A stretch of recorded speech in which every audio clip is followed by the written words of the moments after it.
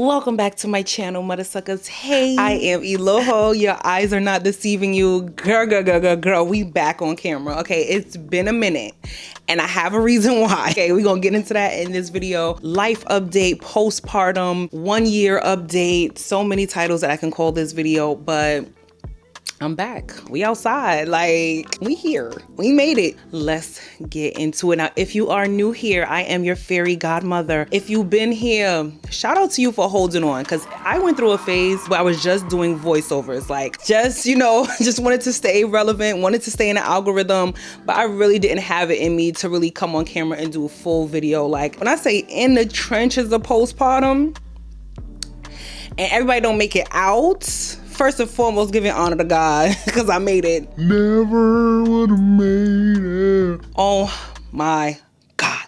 Like, you know how people say motherhood is hard, and honestly, I think in any field, anything that you've never personally experienced, the good, the bad, and the ugly of, if someone says it's hard, you just think, like, you only have a certain bandwidth of understanding. When you go through it,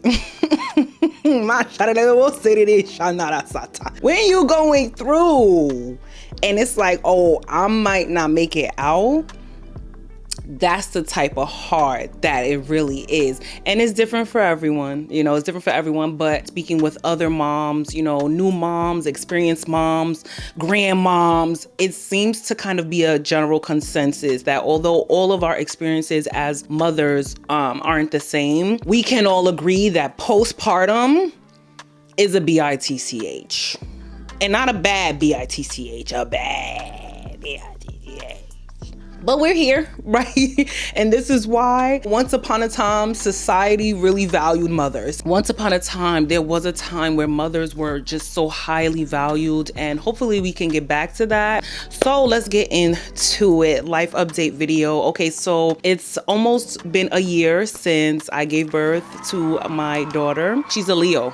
Big Leo energy, big Leo. I'm a Pisces, she's a Leo. It's been a very, very, very interesting journey. Have to give a shout out to my village. Postpartum was, I would probably say, like one of the scariest experiences of my life. It was also like it literally felt like breaking. Like it felt like I was being put to extreme tests. Like it felt like I was breaking past my breaking point, honestly. It's like, you chose to be in this position. My daughter was planned. My daughter it wasn't like, oh my God, we're pregnant. We actually planned for her. We prayed for her. We wanted her here. And so when God blessed us with that miracle and she was here, it's like, okay, like I planned for you. I'm 30. I got married at 30, had a baby at 32. I'm like, I'm good. Like I got a husband, I got a bag, I got the grandparents, I got the aunties, uncles,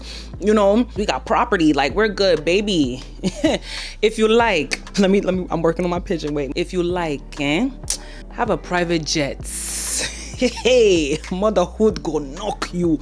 It's gonna knock you. It's not about being, I can't say it's not about being ready, because there are people that like legit, like you're not ready, you shouldn't have a kid yet. But be as prepared as you can, but still understand that it's like the ocean, it's like waves. Like I thought that with my age, with my marital status, that this would be easy. And baby, in the words of Rudy, like, is what? Is who? Easy. Listen, I was really reminded of, hold on, I got mommy brain. But there's a story in the Bible. It's really escaping me right now, but it's something that I know this story. But, Job. Okay. It was the story of the Bible. I don't know if you guys are Christian or if you know the Bible, but there's a story in the Bible. Satan came to God and was like, I want to test this, your child. Like you say, this is your child, that he will trust you. He believes in you. He loves you. I want to test your child, and I'm going to give your child some difficult things to go through because I want to test them. Long story short, God was like, go ahead, like, allow Satan to give his servant those hard tests. That's how I felt. I felt like Satan went to God and was like, I want to give Eloho this test, and I want to see if she, and I know she's not going to pass, but I want to give her this hardship. And I want to be clear to say that, you know, it's not my daughter that was like, yes, raising a newborn baby was hard, but there were so many other circumstances that I'm not ready to talk about here today. But there were so many other incredibly difficult circumstances that all happened at the same time. And I just felt like, you know, Satan went to God and got the approval and was like, I'm gonna throw the hardest at this girl. I want to break her, and I know she's gonna break. And I feel like God had the confidence. It was like, go ahead, do it, because she's not gonna break, and she's not gonna break because I got her back. And so I see all of this now, right? You see it at the end. But when I was going through them trenches, baby, there was days. Like, I went through the depression, I went through the anxiety, I went through the rage. It's like, just thinking about like your whole life changes. And people, it's crazy because, again, yes, people say it. Like, when you become a mom, your whole life changes. But I mean, like, every little, think about the big things. Like, yeah, your life changes, you have a baby now. But even think about the little things. Like, there were times I could not leave the room. I have to be mindful of everything, big and small. I'm now mindful of, you know, okay, it's this time of day, you know, baby sleeping, this time of day I have to pump. I'm waking up every 3-4 hours to pump. I have not slept, and when I say I love sleep, hey, I love sleep like I love food. I have not really slept in 2 years. Like, really think about that. Like, you need sleep for your mind to function. You need sleep to be a decent human being. You need sleep. And knowing and listening to other moms, and they're like, bro, you don't ever really sleep again, because a part of you is out in the world and your mind is always on them, right? You know, if you're a good mom, and they say if you're a good mom, you know, if motherhood is hard, it means that you're a good mom. It means that you actually care, right? So let me just get all the bad stuff out of the way. I promise I got some good stuff coming. It seems bad, but I just want to be truthful with you guys. I want to really share my experience, and I just want to be honest, because y'all haven't seen me in so long. And we've been rocking for, I want to say 10 years. How old am I? Maybe next year will be 10 years, but we've been rocking for some time. So I feel like, you know what? Let me just be honest. I've always been honest and real with y'all. So that's why I'm giving y'all the real, but I promise I got some good stuff coming later. Anyways, yeah, trenches, dark, cold, ugly, lonely, scary, you know, confusing. You add that, and then, like I said, some other personal things that I was going through, you add that, you add those storms together, and never would have made it. My daughter had colic. And whenever I told someone this, they were like, I'm so sorry.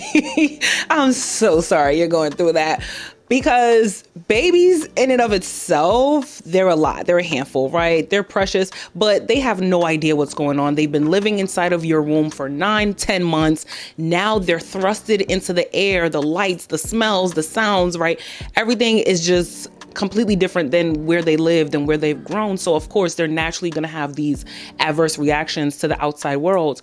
But when your baby has colic, as my precious daughter did, it's another level of, oh, hell no. Huh? Cry, cry, cry, cry, cry, cry, cry, cry, cry, cry, cry. I cried too, because it's like, what can I do? What can we do? And I just felt so bad for her, because I'm like, it's to a point where it's like, well, what can I do to help you from crying, to relieve, you know, your pain? Or, you know, we did the gripe water. I had nighttime and daytime gripe water. We did all of the things, and she still had, and it's crazy because she was breastfed. People like, usually breastfed babies don't have colic. I don't know how true that is, but I'm like, listen, I'm definitely breastfeeding. Okay. I'm definitely up all night, all day, pumping these titties. So I'm definitely breastfeeding, but she still had, some type of issues with her digestion and intestines, where her stomach, like, she would literally be like, She just had my little precious, oh, those days were so precious and so hard. Like it's such a juxtaposition to be in, because it's like in one breath, like, wow, you can't get these precious moments back. This is so like, oh, it's such a new experience and I want to enjoy every minute, every second of it. But at the same time, it's like, girl, you crying real loud. I haven't slept in days.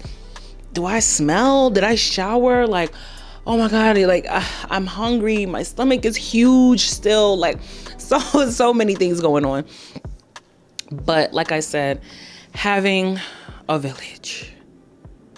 When they say it takes a village to raise a child, it takes 2 villages to raise a child, because you need the paternal village and the maternal village. Okay, we need grandma, grandpa, both sides, mama side, daddy side. We need aunts, uncles, both sides. We need cousins. We need nieces, nephews. We need everybody. When a new baby comes into the family, we need literally all hands, all hands from both villages on deck.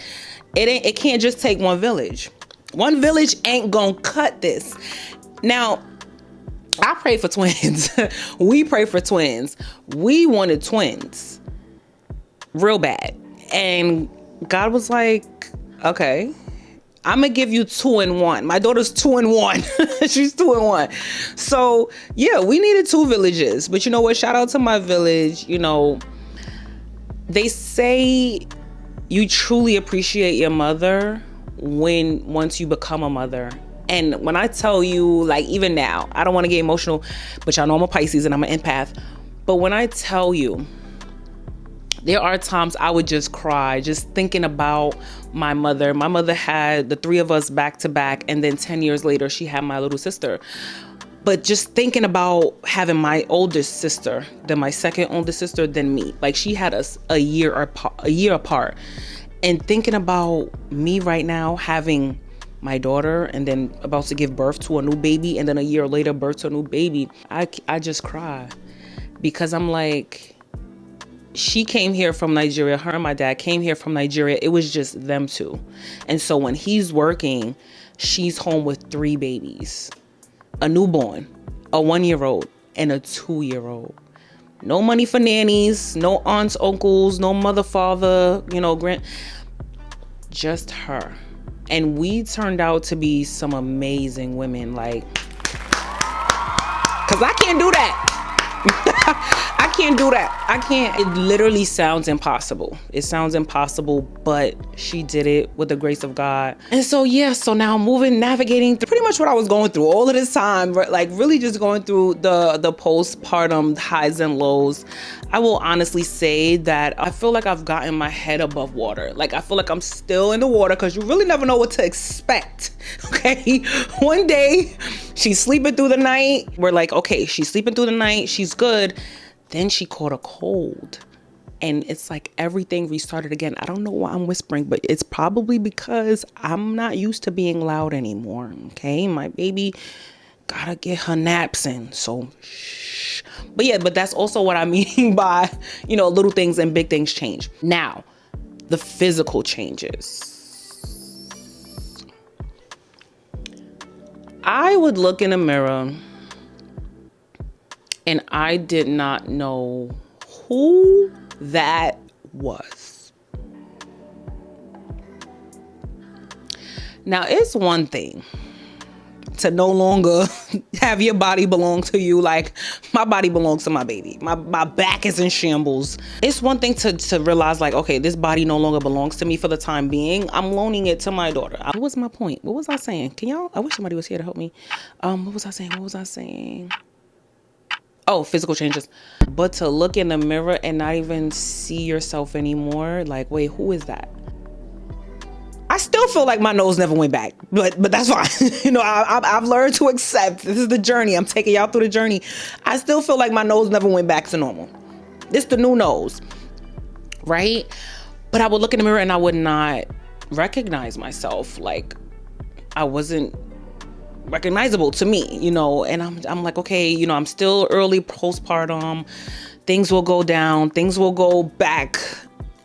But again, as the depression came along, I just never really felt like I looked like myself again. I made it a point to get into therapy. And so shout out to my therapist. I actually had 2 therapists at a point in time.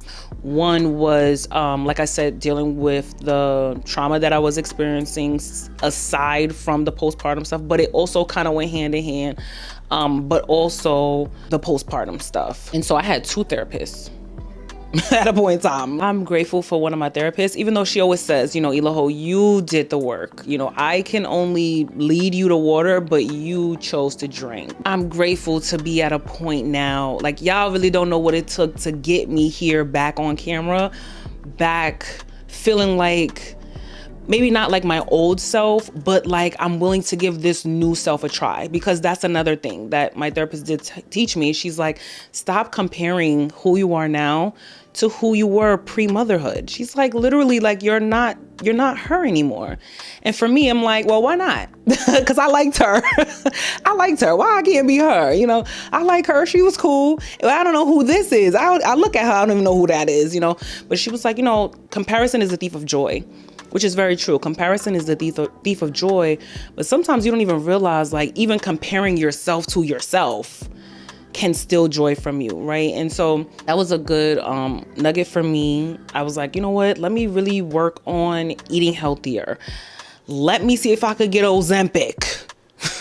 Because the weight was not coming off, baby. You know me. If you know me, I always been skinny. Honey, I was still looking pregnant 7 months later. Like, belly went away and came back. Like, I'm like, hold on. Why I still look pregnant? Anyways, long story short, I had to work on my diet, work on my fitness, try to get Ozempic. Insurance denied me. Sidebar, if you have PCOS, you should be able to get Ozempic. Because technically, if you have PCOS, you're pre-diabetic. That's a whole nother story, because we know what's going on in this country already with Trump and health insurance and cuts. That's going to be a separate video. But yeah, so I'm like, let me try to figure out how I can lose some weight, at least shape up this new body. Let's shape up what we got going on now. Like, we ain't comparing it back when I wore a size small. You a L now. Let's shape up this, let's shape up this large. Let's shape it up and let's see if we could trim it a little, get to a medium. Okay, we had a couple exercises. We did some homework. I really did the work, y'all. I did so much work. And what's the work? Because he was like, I did the work. Do you know what the work is? The work is prayer. I wasn't able to fast because I was breastfeeding and I was pumping, so I had to eat a lot, but prayer. So God, if you don't do it, then it won't get done. Total submission, total humility on your face in prayer, right? The work really is keep going. I grew up in a Pentecostal church, and so the old elders used to always say, I want to run on and see what the end is going to be. I don't want to give up. And I actually quite literally, I can't give up, because now I have my little mini me here, and I have to pour all of the goodness and all of the happiness and all of the kindness, all of the light that was poured into me. I literally have to be able to pour that into her. She can't lack. Like, my baby can't lack. It ain't gonna be no lack as far as I'm concerned. And so I'm like, I gotta get right for her. Show up with your hair not done. Show up with the same outfit you wore yesterday. Show up tired at 3 o'clock in the morning, and then again at 4 o'clock in the morning, and then again at 4:45. Show up. Be honest with your village. Hey, I can't do this. I can do this. You're not helping me here the way I need to be helped. So can you help me here? This is what I need. Being able to tell people, even your parents, like, hey, I know back in the day, that's how y'all did it, but this is how I want to do it. No, I don't want to use Johnson & Johnson. I don't want to use Johnson & Johnson because they said they got cancer properties in it. So we're going to use this non-scented, telling people, being honest with people, because you got to be honest with yourself, and being honest with people and being like, hey, I can't do this. Can you take the baby today? Because I want to go for a walk. I haven't been outside all week. Just being more vocal about what I need. But anyways, my camera died. Sorry, guys. But yeah, just understanding that relationships will change. You know, relationships with yourself, relationships with your spouse or romantic partnerships, relationships with your friends, relationships with your family. And now this new relationship that you're building with essentially your best friend. Even married folks, like even people that get married, you know, we have our problems too. Marriages don't always last through the baby phases as well. The expectations, you know, I think it's very important. And I tell everyone that I know that, you know, is getting married and wants to have children. I tell them, you know, like, be very honest about your expectations for one another in the littlest detail. Like, you know, I'm going to work up to 5 months pregnant. I work here online. I was in school. I am taking classes. So I was in school, but I wasn't actively working and I didn't have to worry about not having income at that time.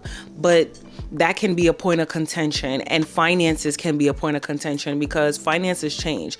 You know, we say money is a guest. You know, it comes, it goes. It comes, it goes. It's funny because I see online a lot of times and it's like, oh, she should have got married. You know, she's a single mother. She should have got married. And oh, she another baby mama. She should have got married. And I'm gonna tell y'all something. Getting married doesn't stop you from being a single mother. Who said that?